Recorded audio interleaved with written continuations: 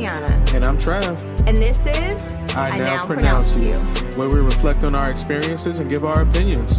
It can be hard to take the time to process it all. So we're making the time now. We welcome you to I Now Pronounce You. Hey, hey, hey.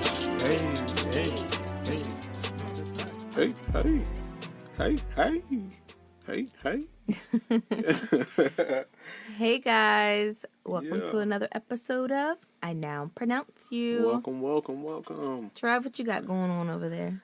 Nah, I was just jamming out, listening to some old albums. You were listening to some really old stuff, like some old Wayne that I vaguely remember. Yeah, like listening to the Rebirth album by Wayne, 808 and Heartbreak, Blueprint 3. That whole era of music was just fire to me, you know.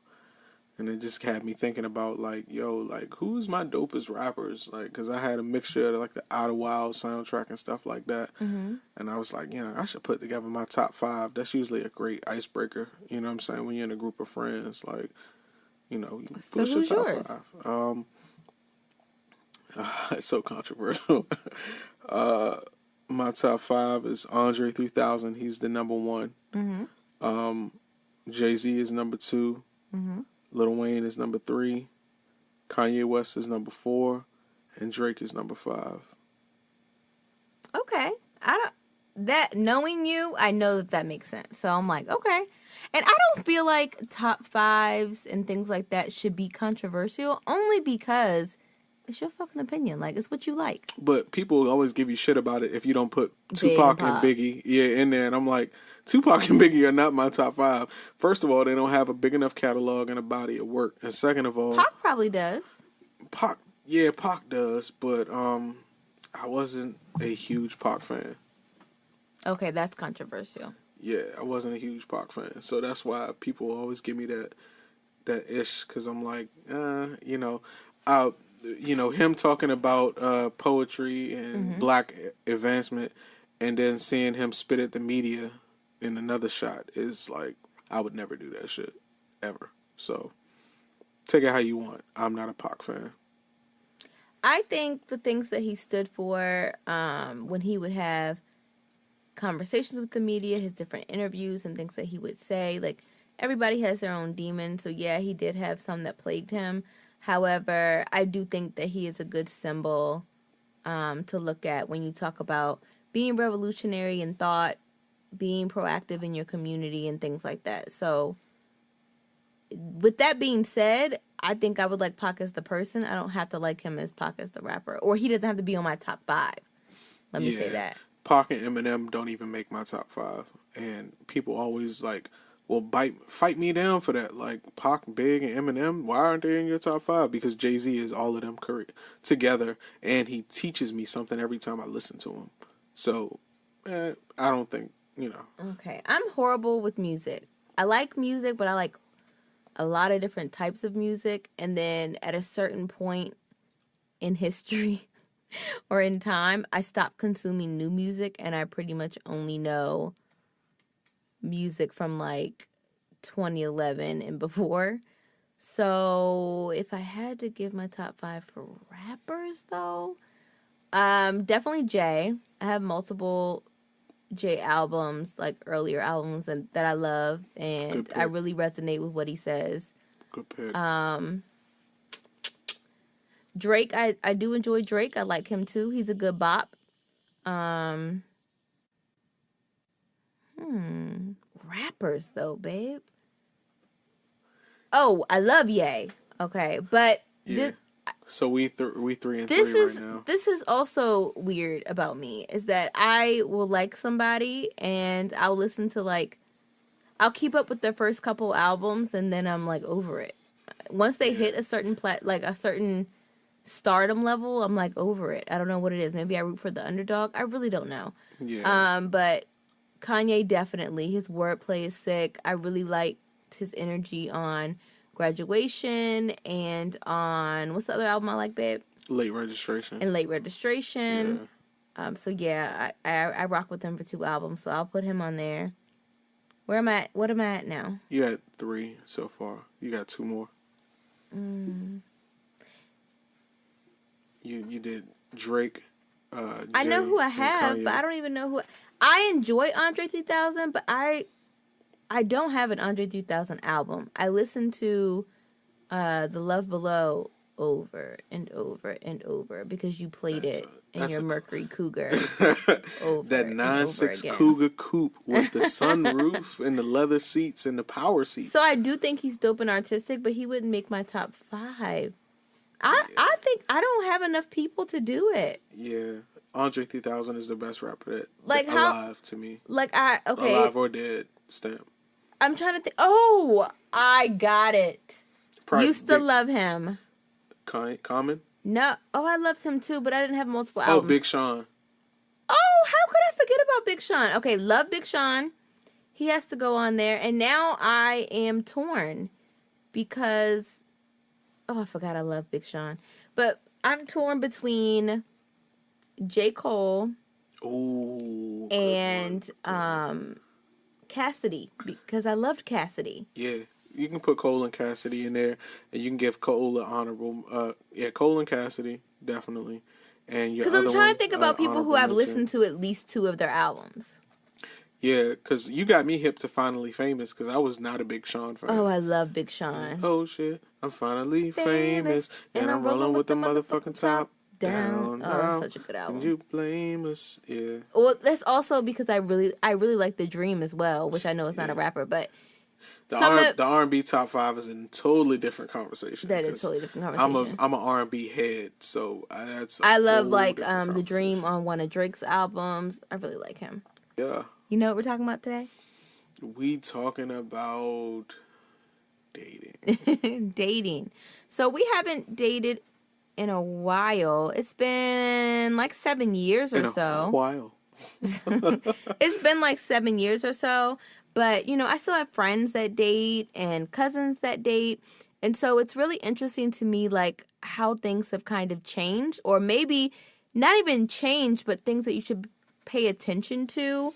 This is a good topic because I always wondered, now that the paradigm has shifted and we're wondering, like, we didn't have a heavy social media, aspect in dating back then. So I remember going to the library to get on MySpace and, like, update my page.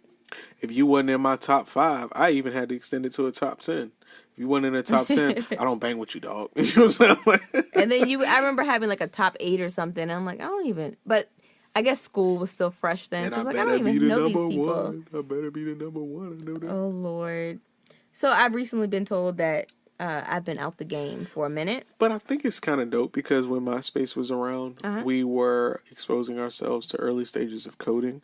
Yeah, that stuff was hard. Yeah, like you had to develop CSSs or you copied CSS templates, which were cascading style sheets. And that's how you developed like templates for your page. Same thing with Black Planet. It would be basic things like color changes or like things on your page when you put the cursor over it, it would move and glide or jump or hop. Yeah, I remember that. Fire. So these 3 relationship therapists, Terry Orbuck, Rachel Sussman, and Erna Fairstein. Sus. They talked about how they pretty much compiled a common dating mistakes list. And that's what we're talking about today.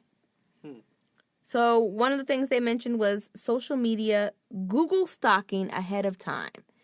So I do hear that, like, okay, I'm going out with Johnny Ford from Match.com. Let me look him up to see what I can find first. And they're saying you shouldn't do that.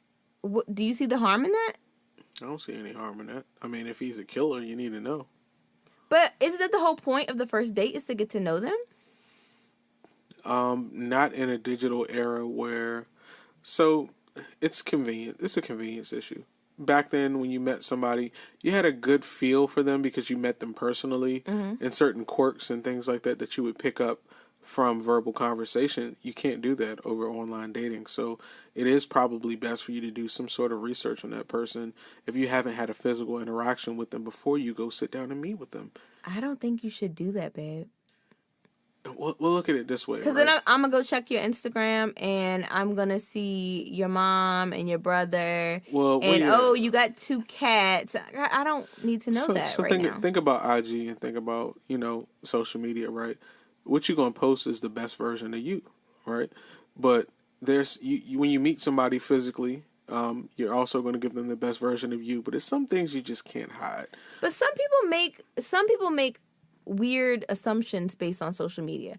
Oh, they don't really post a lot, or oh, they don't even have a page. They must be a weirdo. Like, people make all these different assumptions, so I don't even feel like it should be of importance. It's nothing like that in depth. But if they have and everyone's beliefs is different, that's cool.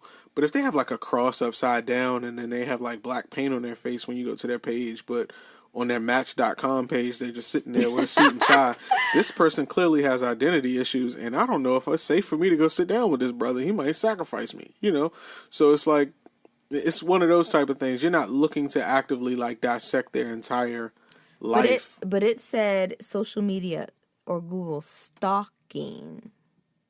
Oh no, you shouldn't stalk nobody. Like, oh, their ex was in their comments, and like, nah, Yeah. that's reckless. You just go to see if what you see on whatever profile matches who they are in reality. So, Okay, so you don't agree with that one? yeah. I agree with that. I don't think you should look at it. I wouldn't be concerned about it because your first date should be. It's not a big deal anyway. Like, if I'm gonna and can't talk. If I'm talking about right now in this day and age, if I had to meet someone for the first time, I'm going to be meeting you at a coffee shop. I'm going to be meeting you at somewhere during the day, not really at night, and I can get to know you and kind of feel you out. And then after the date, if I'm like, ooh, I really like him, and I go check, then that's cool. So here's a scenario, right? Okay. Say you're at a random place, like a Lowe's or a Home Depot. And you're yeah, and you're in sweats and you're in like chill clothes or workout clothes, or you meet someone at a gym and everything is relaxed. If you don't go to their social media page, you're gonna be surprised as hell when they dress in their best, or if she considers herself dressing to the nines, and they approach you. Like, for instance, a young man, like you saw him in the Lowe's, and he's wearing sweats and regular clothes, or in the gym. And then when you meet him, he's wearing like a 12-gallon hat and like cowboy boots up to his ankle. You sharing my story, babe? No, not at all. I'm just That's saying, happened to me before. Well, that's my point. Or if like I'm, same thing for me. If I'm in the Lowe's and someone's in like leggings and things like that, and it's like, oh, she chill, And then we go out to a restaurant and she's wearing like a black veil over her face and like she's in goth clothing, and I'm like, okay, this is not my style or my type, and I have nothing wrong. There's nothing wrong with you expressing yourself through your fashion and things like that, but that's not my type. You know what I'm saying? Okay. So going and taking a quick glance at the IG to see what the pictures and stuff like that, you're going to portray your best self, but you're going to get a sort of an idea like, oh, okay, I'm hanging out with a dope person. Like, I can't wait to meet them and talk to them about who they really are. Okay. So that's just my standpoint, because I've experienced that in my youth, and I was just like, okay, this person is off the chain. Didn't expect this. You also should not assume after a few dates that they are only seeing you. No. I think when I was younger, I assumed if you asked me out that you liked me and that you were available. I didn't think about how many people you were dating. I just assumed that I was the only one. I know that's so naive, but I just assumed that. I don't see anything wrong with dating different people, because, if you're single, you should date different people. I don't think you should sleep with everybody, but I definitely think that you going to get a cup of coffee or getting lunch with someone every once in a while, and everything is like building a friendship at that point. So True. I don't see that. Yeah, there's nothing harm in that. There's nothing wrong with that. I just think that I did assume that. I did make that dating faux pas. I used to assume that I just figured, hey, you're probably only seeing me because you were interested in me. But yeah, they say you should do that. Don't do what Teonna used to think. Yeah. Ghosting is a way of ending things. You know how I feel about ghosting. Ghosting's okay for me. No, Travis, whack. I mean, if you respect the person enough to give them an explanation, by all means, give it to them. But if you don't, then ghost them. You know, or sometimes ghosting happens when someone's overbearing, and you just be like, okay, you're doing way too much. Like, you know, I mean, I personally think that giving someone the respect of letting them know what's good, that is definitely something you should do.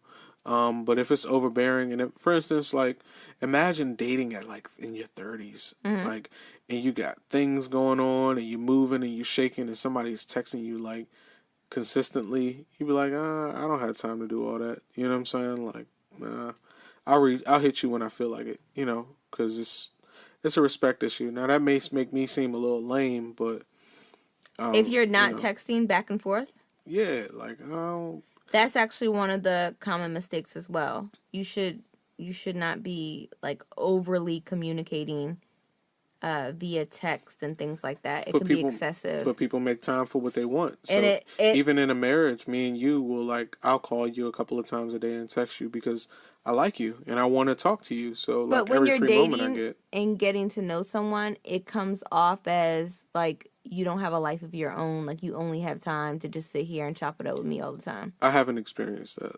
So when I I mentioned, would like it. Like I think I would have liked it.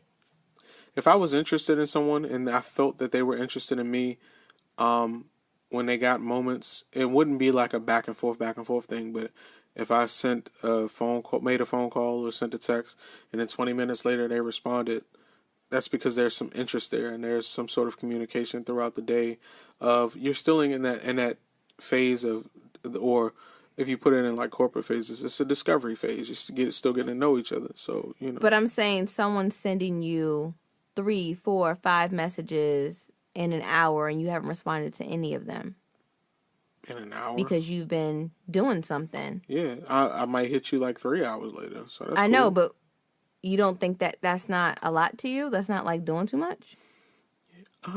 Well, you know who you're dealing with.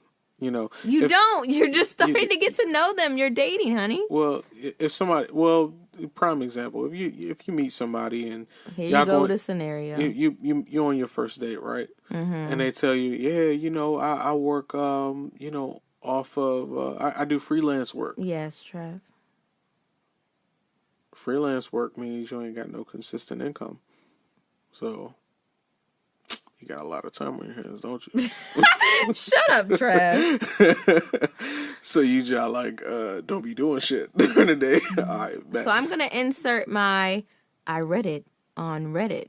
Give me my Hey. music. Give me my music, Trev. Dun, dun, Hey. dun, dun, All right. boom, So this young man says that he got rejected after a first date. The girl was honest. She was upfront, and she sent a text message saying, "Hey, I had fun, but I didn't feel any attraction. Wish you all the best." And he said he's been ghosted before, and he actually would prefer it than someone actually using words like not attracted. What do you think? No, I would appreciate like the straightforwardness, so I'm not would wasting my too. time. Yeah, let me know if the vibe wasn't there, and it's like, oh, you're a nice person. We either can be friends or we can't be friends. So why did you know, say earlier that you thought ghosting was cool? on my part, like, You're trifling. So you would ghost people, but you wouldn't want to be ghosted? yeah. You're whack, Trev. I know I be having whack moments and shit, but honestly, I would want to. Yeah, I can see where there's some respect level there, but I would prefer that. But also too, I'm also a person that gets the message. So if I've been hitting somebody consistently and they respond kind of late or they don't respond at all, then I can get the hint. You know what I mean? So Okay. that's like, all right. They're not feeling me. On to the next one, or let me continue my journey on finding. Which is good. You need to be able to read signs. If you Yeah. can't read signs, these ladies didn't say that, but this is T and Trav. You should be able to read signs. People are showing you what they want, sometimes subconsciously, okay, or inadvertently. So you need to be able to say, okay, obviously I'm not a priority. don't do that within a day, but like it's been 3 weeks, and in that 3 weeks we've had very limited communication, or they haven't, at least expressed some interest back. I would say don't put all your eggs in that basket. You know what I'm saying? Plenty of efficiency. Yeah. Yeah. Why do that? Another common dating mistake: having a dating checklist. I always went off of vibes. Yeah, I'm big on energy too. It's never really a checklist because there's such a wide variance of what is acceptable. I just want somebody who's like a decent person, or someone who's just like got their head on check and level. Because you could be missing out. Like Yeah. you might have on your list that you want the person to be 6 foot, at least 6'1", and you want them to have, chocolate skin. It has to be a low cut because you don't want all the hair. Like you cannot have this specific list that you want to check off. Now there are some things that you can get from a good vibe session with somebody. Asking them some questions, seeing how they react, and things like that. Like, you can tell, if maybe they're caring after some conversations with them. Or maybe, I don't know, just different things that you may have on that so-called checklist. It's a catch-22. Because, What do you mean? I think you honestly, if you have a type, you have a type, But what you're kind of saying is that even aside from... I don't think I have a type. Well, even aside from having a type, I think you have. It's not a checklist, but have pretty much a worth. Like don't be like, well, they seem like a cool person, and I know they don't got no job, and I know they got like 5 kids, but they seem okay, so maybe I'll try to pursue this. No, like have a standard at least. Standards are different than a checklist, and right. Another common dating mistake is make excuses for red flags. Like that could be a red flag. Which you were just saying in your scenario. Like that could be a red flag. Exactly. You should pay attention to those. Yeah, red flags are definitely something you should pay attention to. But outside of that, the standard is there. But if we've separated standard from a checklist, then I think we've made our point. So if you are on a date and someone is talking about their ex and all the things that went wrong in their previous relationship, congratulations, you played yourself. Like, that should not be happening. I should not be out with you, and I know how you were wronged. Unless the question is posed. But if you do it openly... That's a whack question to ask, too. I'm saying that sometimes they're like when you're you're on a date, and this, like I said, we've been out the game for a brick, so these might be old school questions, but it's just like, oh, you're such a cool person, and you're attractive, and you seem like you have your things. That's how dates go. Going for yourself, like, why are you single? That's usually a hot question. But babe, why are you single? You should respond, my ex was an OC ass bitch. No, but that's a different story. But you shouldn't. You should keep it clean. Some people don't. Things just didn't work out. Or, it was a whole cheating situation. I'll divulge in it, at a later date. Like you shouldn't, because the whole point of the first date is getting to know that person and kind of seeing them for who they are. You don't want to spend all this energy and time talking about what went wrong in your last relationship. I agree. I guess it's context at that point. You know, it's how the question is posed and how it's asked that can determine the response. So I get that. Yeah, I feel that. Another faux pas: revealing major insecurities early on. Yeah, we just talked about it. Yeah, you can listen to Insecure. Yep. But yeah, so you shouldn't reveal those. It said even like in a humorous way. People like joke about their flaws. You shouldn't even do that, because it's almost like what you were saying before about how when you're dating in the beginning, it's kind of like you're putting yourself on display. You want to be genuine, but you don't want to divulge in all these negative things and paint yourself in a bad light, because oftentimes when you do that, it kind of just rubs the person the wrong way. Like, I remember going on this date, and it was actually the cowboy hat guy.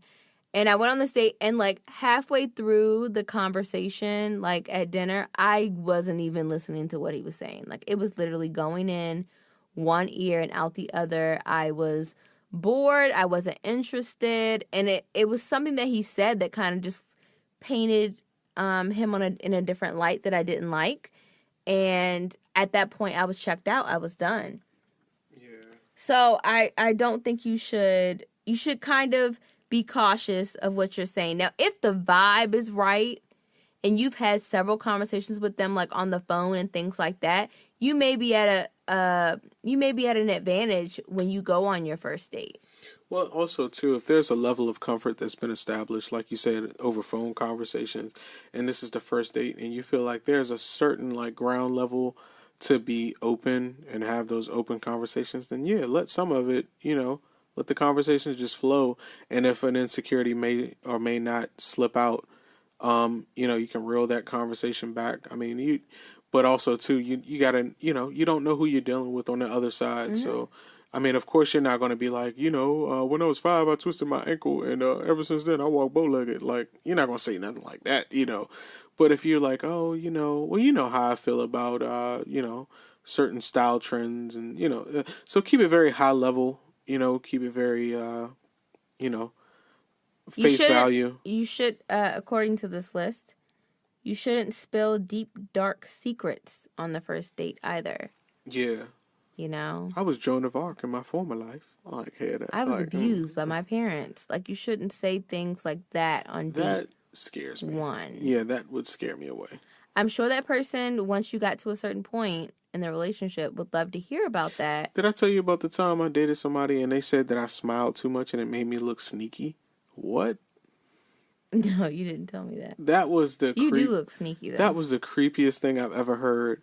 I was like having such a great conversation. I was talking about music. But you make assumptions about people like that all the time. Yeah, but they said that smiling makes me look sneaky, so I should stop smiling. Okay, that's weird. You said, say it again. I should stop smiling. No one's yes, ever because gave smiling makes you look sneaky. Oh, okay, so you're crazy. Got it. No one's ever done that. Okay, so shorty crazy. Okay, got it. Last one. Intimacy does not equal success of a date. So just because you didn't sleep with that person or they didn't give you a kiss at the end of the date, it doesn't mean that they weren't interested. Yeah, facts. Yeah, that's just being, an adult about yours. I mean, if you have a great conversation and you give somebody a hug or, then that's cool. That's progress. I've walked away from dates like that and been like, oh, I really had a good time. And they may have just like touched my hand or not at all. But the conversation was there and we enjoyed each other's company. And I was like excited to see maybe where that went after. Yeah, if there's mental stimulation there, I don't feel like it doesn't, I don't know, man. That may be like a preference thing, but I actually prefer not to be too, into the mix unless you've known somebody for a little bit, because it's crazy out here in these streets. You know what I'm saying? So, babe, are you trying to like brush up on all these things so that when you start dating, you'll know what to do?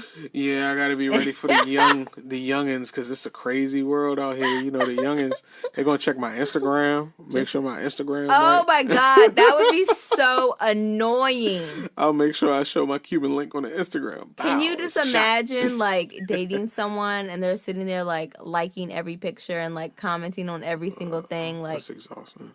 It sounds exhausting. You weren't on my Instagram and you didn't like every picture. So I'm 32 years old. I'm not about to go to your Instagram and like every picture. No, it's not about to happen. It's not about to happen. Nah. It's not. So, what is your takeaway about dating? I can go first, actually. I don't know why I asked. Go ahead. Yeah, go ahead. I'm sorry. He's like, you could go. No, me. So what's your takeaway? Well, you know what? I'm going to go ahead and go anyway. I think that if you are in search of someone or if you are dating, you should definitely be open to different possibilities. You should have some type of standard into play. Some people, they like to date and say, well, it's just dating. But just dating leads to your next relationship. So you should go out and have fun and enjoy who you're, spending your time with, but also know that oftentimes, not every time, how it starts is kind of determines what type of direction that you're going into. And then if you are someone who may self-sabotage, then maybe you should kind of look at just different things that you're doing in those relationships. Yeah. Have that reflection on like, okay, what may someone, like versus what they may not like. I always find it dope if you have a friend of the opposite sex, kind of run the scenario or the situation that you've been in by them and ask them for like their honest opinion. Not, oh, girl, he was tripping. I don't know why he did that to you. Or, oh, boy, you know how girls be sometimes. Like, go with someone that's going to give you a real, if you got an auntie, aunties be telling the truth. Aunties tell all the truth.